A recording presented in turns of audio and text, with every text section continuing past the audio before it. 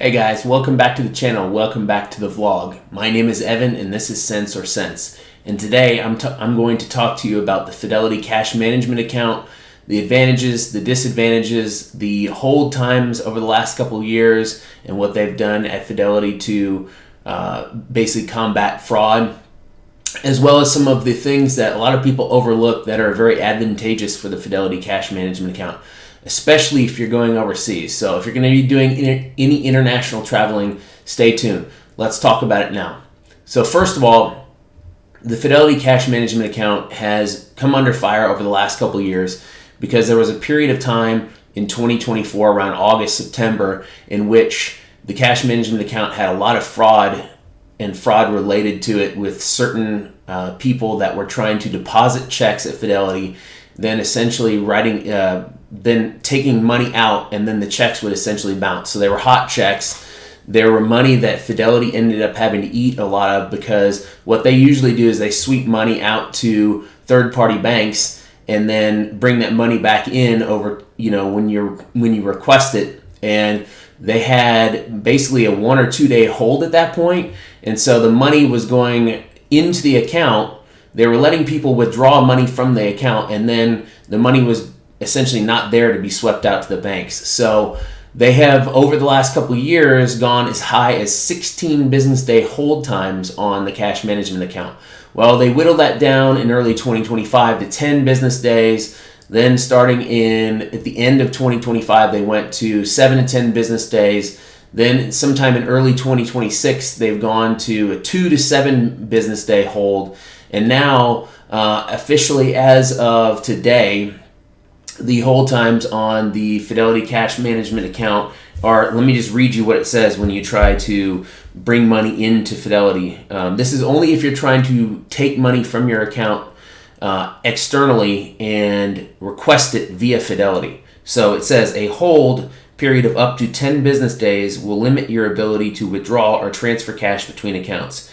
To avoid, use your bank app or website to send money. So there's the critical aspect about this, okay? So this is only on deposited checks either in branch or using the Fidelity app, or if you're requesting money from your external bank via the Fidelity app or the Fidelity website. So in order to avoid this, it's very simple. You go to your external bank, you send the money via your external bank's either app or website and send it to Fidelity, and then guess what? The money shows up either the next day or the day after, depending on the circumstances. I've never had it take more than a couple of days for it to show up and be ready to be used. Now, keep in mind, if you do need to deposit a check in the Fidelity Cash Management account, you can do that through their app. You're going to have a hold time. That's all you need to understand.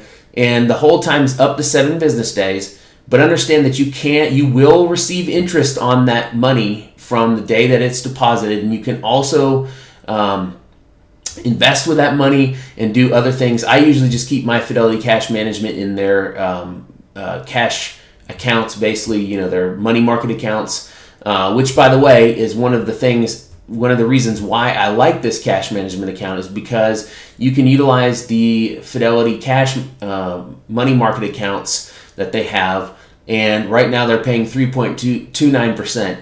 I love this account for a lot of different reasons. I don't like what the hold process has done over the last couple of years. They didn't disclose a lot of that stuff, but the major reason why I like this account is as follows. I look at this as a high yield savings account that I can write either physical checks from, or I can do bill pay. I can also transfer money around between my other Fidelity accounts. So in the instance of when I just recently made a Roth IRA contribution for 2025, right before I filed my 2025 taxes, at the beginning of April, I was able to transfer over funds from my account with my cash management money that I had in there and into my Roth, and it was done instantaneously. So the money was available the next day for me to be able to trade, and everything was smooth. I love the bill pay feature on Fidelity's cash management account. It's very easy to understand. It lists off all your future bills that you've already set aside to be paid, and it tells you the date that it's going to go out and whether it's pending, sent, paid, all those different things. I've never had an issue in the last several years with them making payments on time or when they say they're going to make a payment. So they'll even cut you a physical check for an individual if you request that. And then the other big thing for me is something that gets overlooked a lot. There are two things that I've recently started using.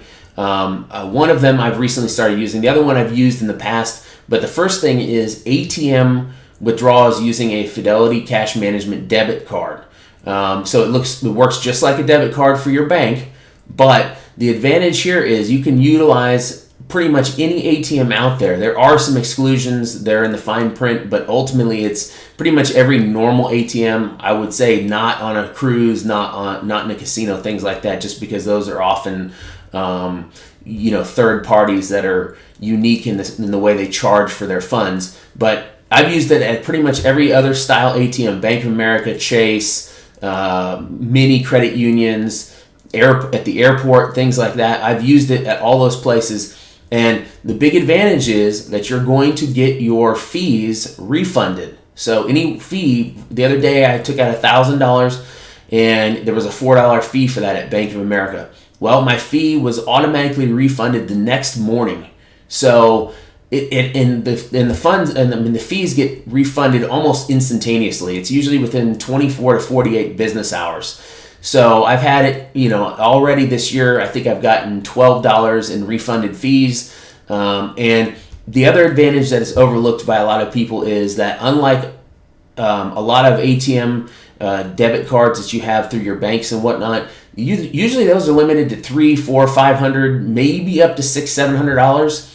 The Fidelity Cash Management account is usually $1,000 that you can withdraw in any given day. So it's $1,000 per day.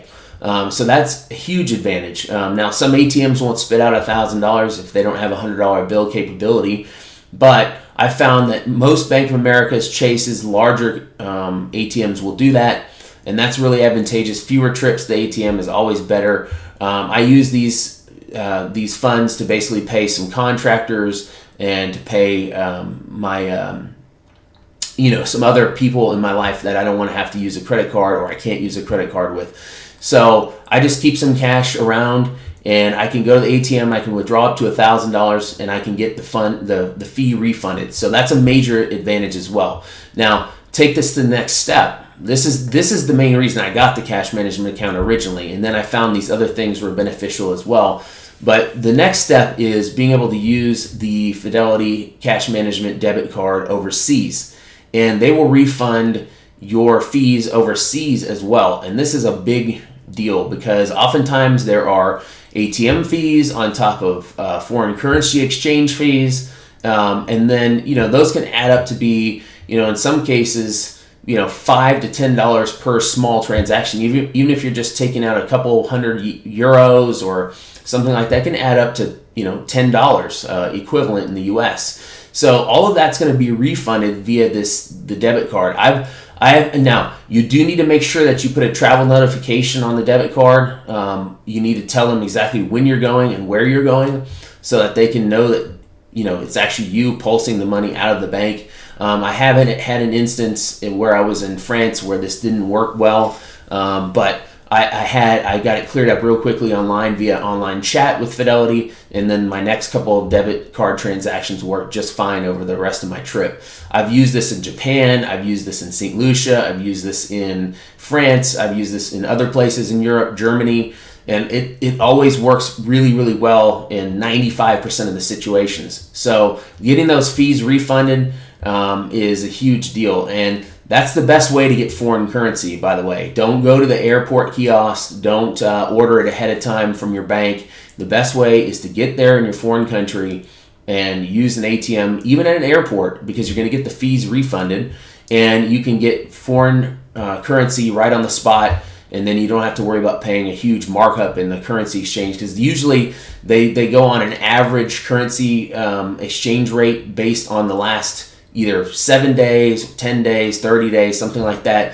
But you're going to get a much better rate than those individual exchange kiosks at the airports and out and about when you're out traveling.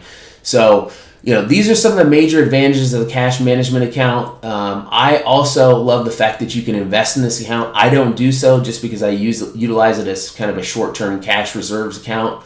But you can invest in it. So you could have a couple $1,000 in there. You could decide that $1,000 is going to be set aside for bills. The other $1,000 is going to be invested, and it functions just like a regular brokerage account in that case too. So these are the major advantages of the cash management account. I hope that you found this useful. The only disadvantages that I've found are the hold times, really. And we've talked about that at the beginning of the video. Plus, I have several other videos that I've talked about the hold times that I'll put up in the right-hand corner there at the end of this video. So I appreciate you guys all tuning in. Until next time, thanks.